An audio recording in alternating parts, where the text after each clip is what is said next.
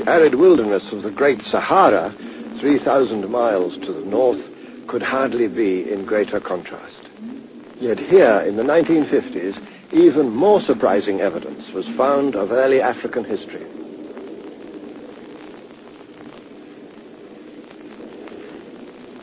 Today, the place belongs to the creatures of the desert, lizards, scorpions, and snakes that can survive the searing temperatures of this thirsty land, one of the driest and most desolate regions on Earth. Water is the rarest and most precious commodity. Yet even here it must once have flowed in abundance.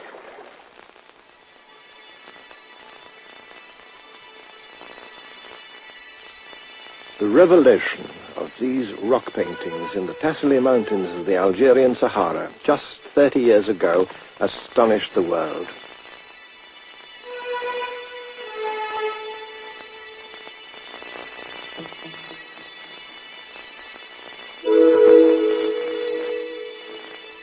Whole communities of people who were obviously African in origin had created marvelous galleries of ancient art depicting most vividly the life of the Green Sahara as it must once have been. First we see hunting folk and the animals they lived among. The clearest proof that this region of the Sahara long ago teemed with wild game. The earliest paintings may be 7,000 or 8,000 years old. But not all the people who inhabited this huge region were nomadic hunters. This horse, complete with saddle and bridle, points to the development of transport systems and traders. And this ox-drawn plough to the planting and growing of crops.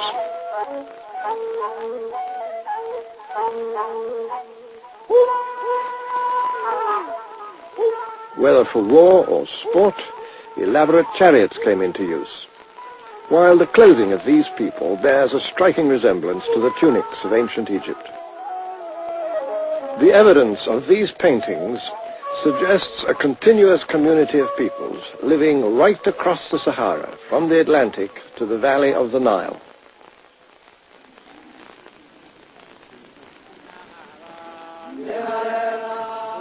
Then, some 4,500 years ago, the climate began to undergo a disastrous change. Gradually, the Sahara lost its rainfall, its animal life, and finally, its people.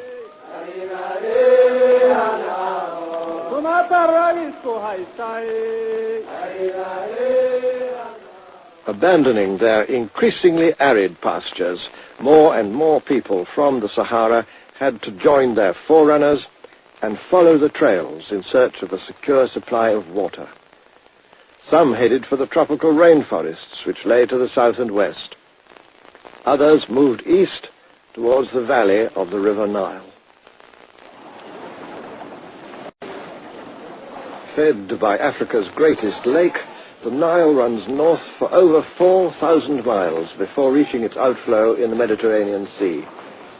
It's the longest river on Earth, and no river anywhere pushes on so relentlessly through mile after mile of vast and rainless desert regions, while tumbling down from the mountain plateau of Ethiopia.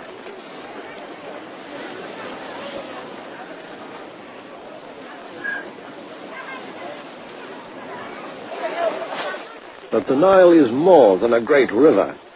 It's a whole library of the history we're looking for. From the earliest times of human settlement along the river, some 10,000 years ago, the Nile was the giver of life to ancient communities who came to its banks and found on fertile soil that was enriched unfailingly, year by year, by the flood of silt. Those early people were among the ancestors of the Egyptians and the Sudanese of today. Others may have come from the Middle East.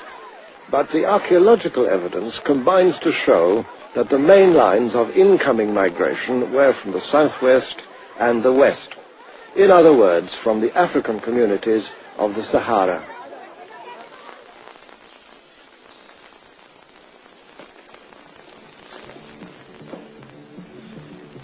5,000 years ago, this homeland had already become the scene of a civilization in many ways unmatched anywhere else in the ancient world. This is where we have to begin, in the Egypt of the pharaohs, in the African land that was the gift of the god of the Nile. It's easy enough to believe, within these corridors built to a gigantic scale and yet wonderfully proportioned, that you've entered a world sprung complete from the lap of the gods.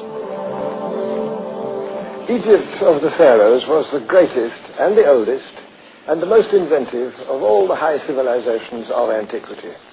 And it flourished for 3,000 years. It set a pattern and example for peoples near and far. But where were its roots, its origins, its starting point? Most of us have believed or have been taught that the glories of the pharaohs could never have been created by African people or African ideas because, it's been said, Africans could never have built a high civilization. Here reigned for dynasty after dynasty the kings who wore the double crown, the combined crown of Upper Egypt and of the Delta. But what had they to do with Africa?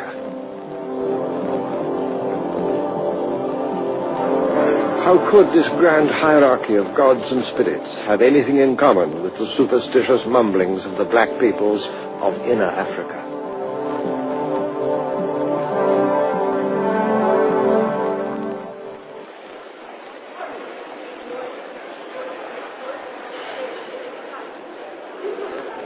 Wandering among the treasures of the Cairo Museum, it's easy to think of the Egypt of the pharaohs as a civilization complete within itself, owing little or nothing to outside influences from whatever source, entirely its own creation.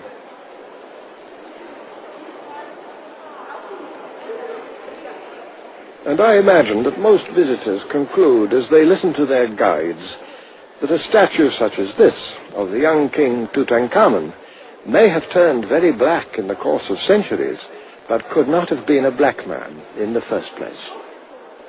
It's a view which is now increasingly under challenge, not least from African historians and archaeologists.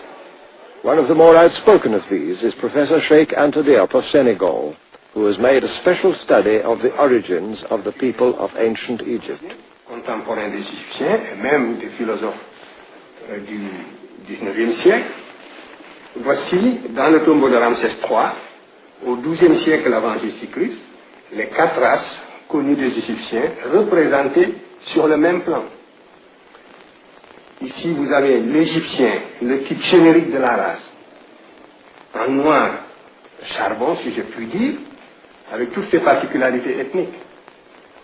Et sur le même tableau, vous avez le type indo-européen, représenté également, avec toutes ses différences par rapport au type égyptien, du point de vue de la couleur de la peau et du point de vue du vêtement.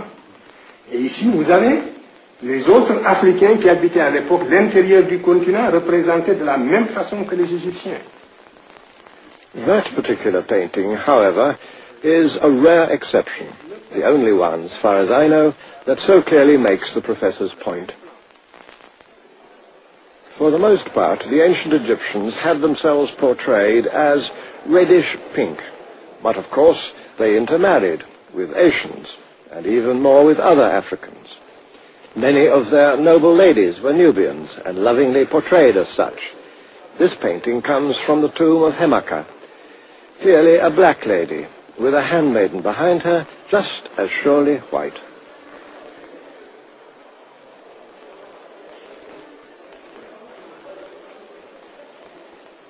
It followed that the royal children were often black as well, as was King Senusret, seen here wearing the white crown of Upper Egypt. Or this pharaoh, of unknown name, but obviously of high prestige in his time, and just as clearly African.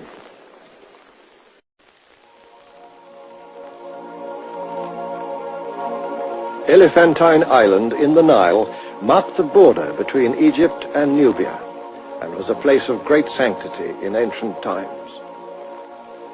Among the travelers who came here were the earliest European historians, the Greeks, men like Herodotus, brought up as he was in the classical tradition which regarded the various races of the known world as different but equal.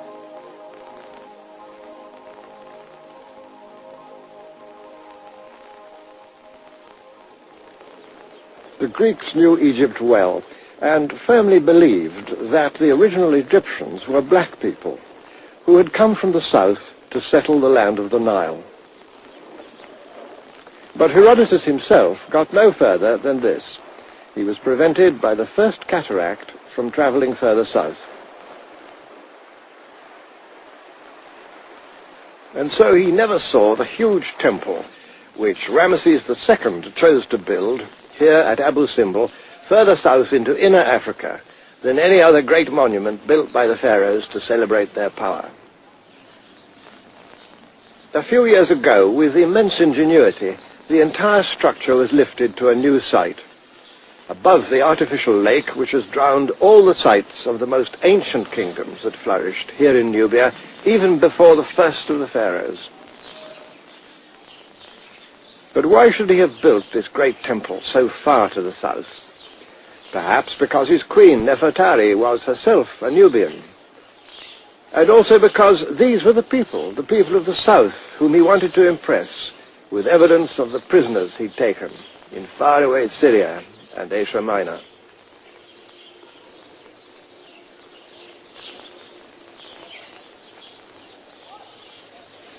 Even mighty temples like this one have to be seen against the background origins of ancient Egyptian civilization. And those origins, in the light of modern science, were above all African.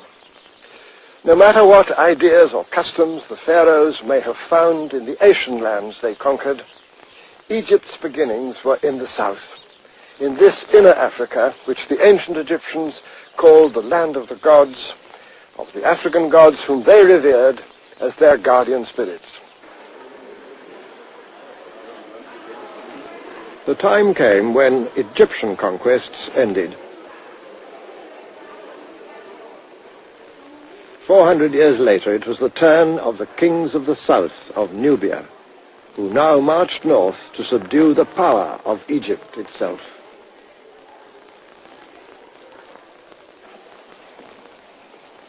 And here is the most famous of those mighty kings of the south, recognized by the peoples of that time, the 7th century BC, as among the masters of the world. This one, as it happens, received a favorable mention in the Bible, in the Book of Kings, as the emperor of Kush and of all Egypt, whose name was Taharka. By 650 BC, the Nubian kings who had subdued Egypt were ready to withdraw to the south, to Napata, and then to a new capital in their kingdom of Kush, at Meroe.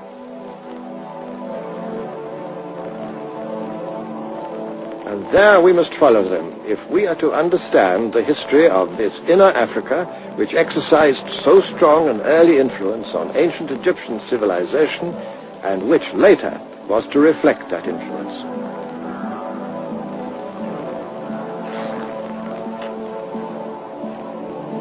The city of Meroe was situated 1,000 miles south of the old Egyptian frontier, far into inner Africa.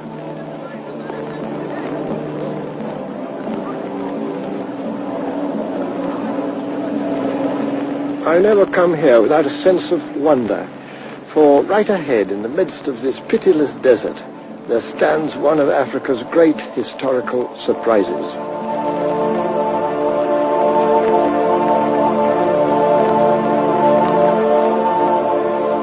The remnants of a lost civilization, standing across the skyline, as though shipwrecked on the sands of time.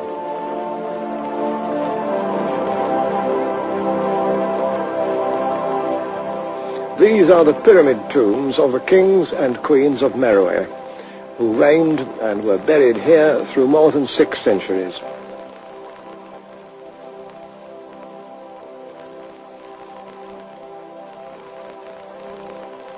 Long ruined by tomb robbers and by time, the pyramids are being restored and even reconstructed.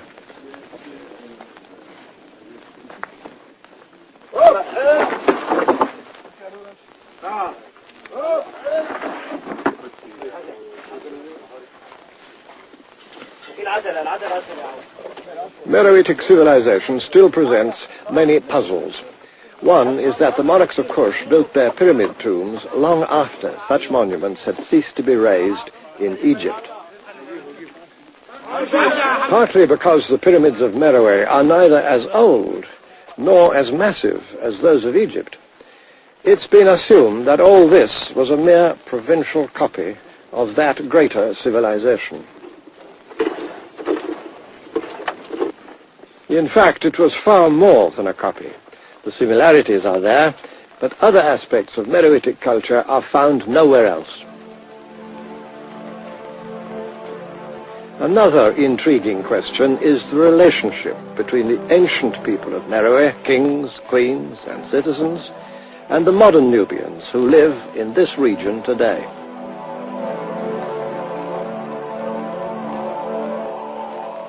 We can still see their stylized portraits in stone, but what did they really look like? I asked Dr. Ali Osman of the University of Khartoum. Oh, they look like me, of course. I am a Nubian. Very much the Nubians of today are the Nubians of yesterday. We got to understand that rather carefully, because the Nubian culture actually have not yet been very much explored. The Nubian from within. I, the Nubian, what I do and how I behave, wouldn't have changed that much from what the medieval Nubians have done. But the influence that were coming on us as Nubians, starting as early as, you could say, the Egyptian, and coming down to the Muslim and Arab influence, have been changing. That does not mean that the Nubians have changed. But this identity has had to survive many foreign incursions and even conquests. At one time, Meroe fell before the invading armies of Aksum, another ancient kingdom high in the mountains of what is now Ethiopia. In more recent times, the Turks and the British have sent in their armies of occupation. Most lasting of all has been the influence of Islam. But through all these changes, the Nubians have done more than retain their identity. Just as they absorbed influences from elsewhere, so they too have had a deep cultural impact on their neighbors.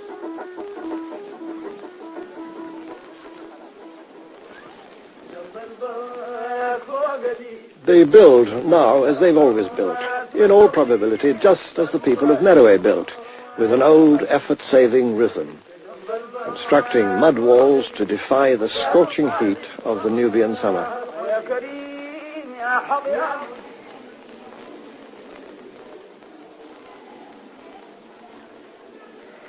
Their beds are no different from those of their ancient ancestors, like this one in Khartoum Museum, with a pattern of headrest which is much the same here and right across Africa as those of 5,000 years ago.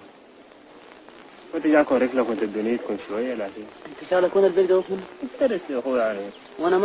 the traditional clan marks cut into this Nubian's face can be seen, exactly reproduced on a stone relief which decorates one of the pyramids just a couple of miles away.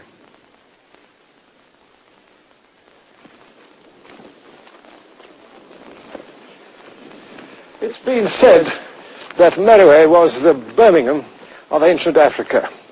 And that wasn't altogether a flight of fancy, for the people of Meroe had a very extensive iron-making industry. Just consider this enormous pile of industrial waste, of slag.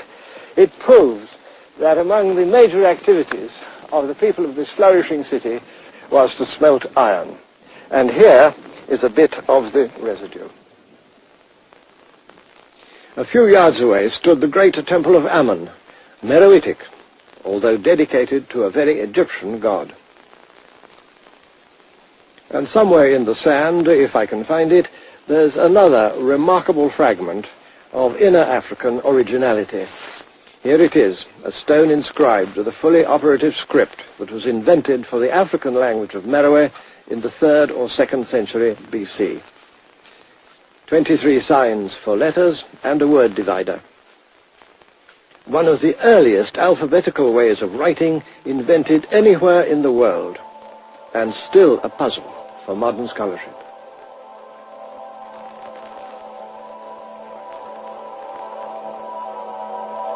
In wealthy houses surrounding the temple were found some of the comforts and enjoyments of Meroitic life. The style of these pots is uniquely Nubian and repeated nowhere else in the Nile Valley.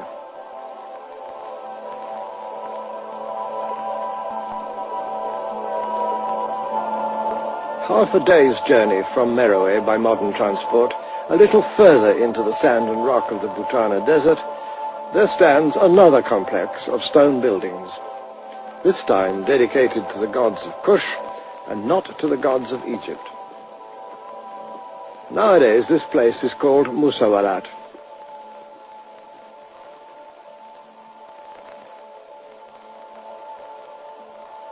Strange hints remain among the ruins, like this old lion in the sand. But what were these buildings for? Perhaps the kings of ancient Kush strolled beneath these colonnades. Historians have offered this or that explanation. My own is that the principal function of this unexampled and powerful building made it unique in the ancient world. This function, I think, was for the taming and training of the great African elephant. That seems to be the best explanation of the remarkable stone ramps which occur here, like this one, and that one over there, and another long one going over there. We can accept that the taming of the African elephant, bigger and more difficult to handle than its Indian cousin, had become a speciality of the Kushites of Meroe. With their skills, they converted this, the greatest of Africa's wild animals, into the military tank of the ancient world. When Hannibal of Carthage invaded Roman Italy across the Alps, he had 38 war elephants in his army. The skills of the elephant trainers of Musawarat may well have contributed to that legendary feat. These temple walls provide a surprising reminder of much greener times with abundant pastures for domestic grazing. All that has vanished. As the desert advanced from the Sahara, the civilization of Meroe disappeared. Today, away from the banks of the Nile, only nomads can survive. This well has never been known to run dry. The scene is exactly as it was when I first came here, some 30 years ago, and I doubt if it's changed very much in 1,000 years.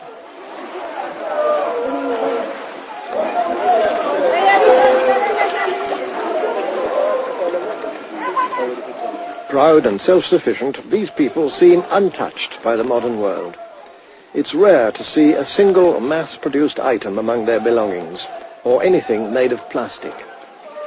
It's as if they share a determination to rely on nothing but themselves and their animals. Visiting Europeans have usually made the mistake of judging the degree of civilization among different peoples by the number of their possessions.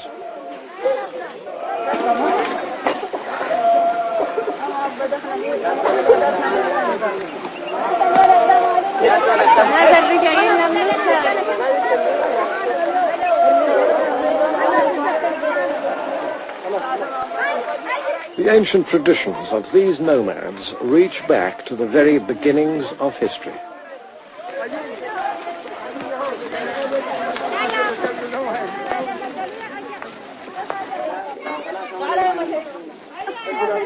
And should they still remember their ancient gods, those too are still here, not yet swallowed up by the encroaching sand. Here at Naga, there's an even more remarkable mixture of local and imported influences. King Netakameni triumphs over his prisoners in a very Egyptian style. The python, on the other hand, was an inner African religious symbol, regarded in many lands down to this day as a figure of spiritual power. And this representation of the lion god looks quite Indian, with his 3 heads and 4 arms. But he too is uniquely Meroitic. The kingdom of Kush collapsed in the 4th century AD. But evidence has recently come to light that some of its people migrated across the plains of Kordofan towards the Nuba Hills.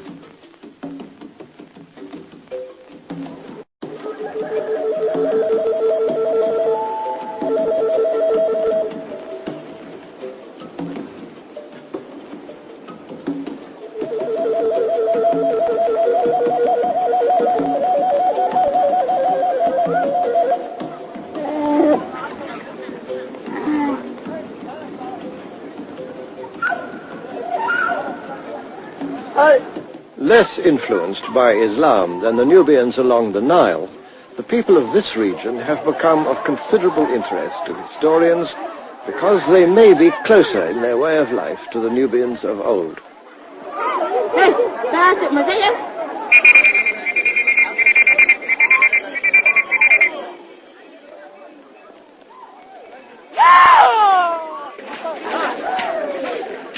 As it happened, we chanced on a special day among these Nuba people, a bit like a cup final. This is Africa as it can still be found, away from tourists, motor cars and big cities, celebrating in its own fashion.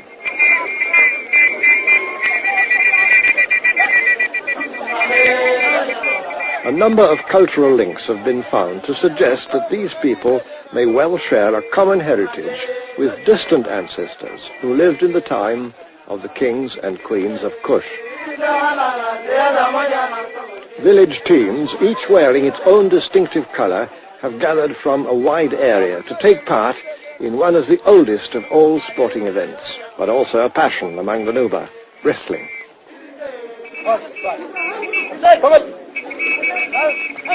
So intricate are the rules governing not only the contest itself, but also exactly who may wrestle with whom on the basis of family relationships, that it's almost impossible for a visitor to follow all the moves. But for the historian, there's another close relationship between the Nuba wrestling of today and that of ancient times. Dating from around 2500 BC, these vivid paintings have been copied from an Egyptian tomb at Beni Hassan.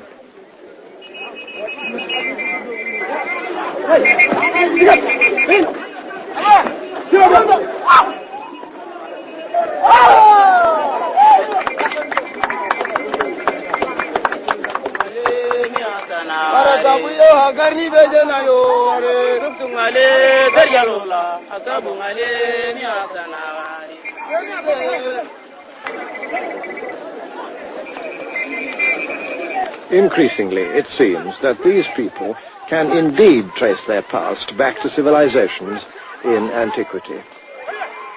And their ancient sport provides one more small piece of evidence of a continuous social tradition that's lasted for centuries.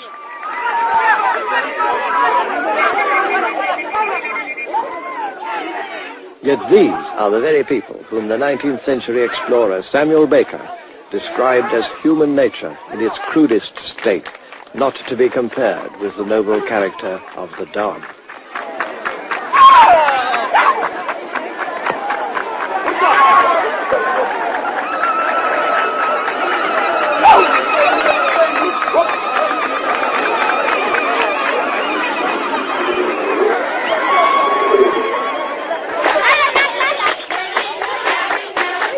After the contest comes the celebration.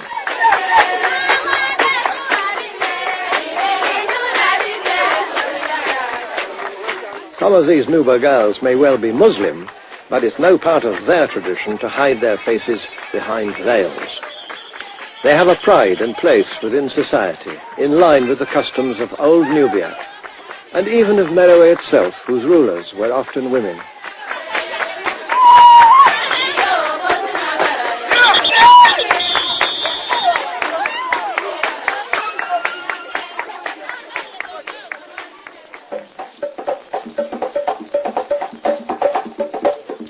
In another part of the Nuba Hills, just a few miles to the southeast, the teachings of Islam have made no headway at all. The people of these villages have quite consciously chosen to reject either Western or Islamic dress.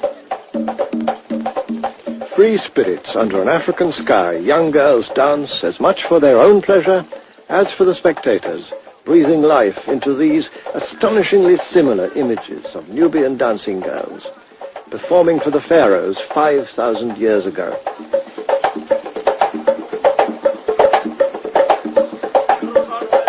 Famed for their grace and beauty, they had an honored place in the life of ancient Egypt.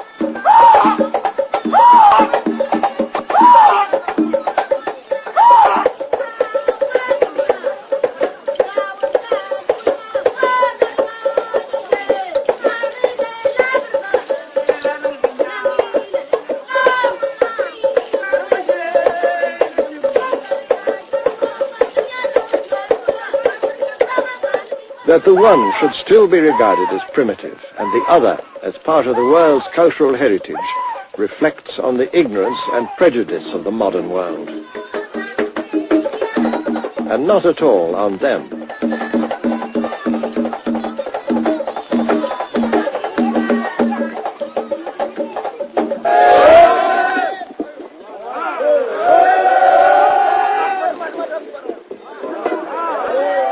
On the day that I visited Meroe, a pyramid was being rebuilt, not with the aid of bulldozers and cranes, but by the traditional techniques used in their original construction.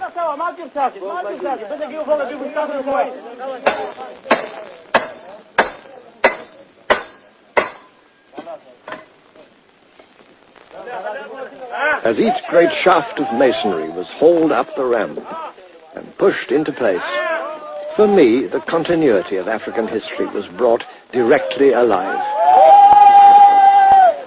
The Egypt of the pharaohs did not spring whole and complete from its own local genius. It owed much to inner Africa.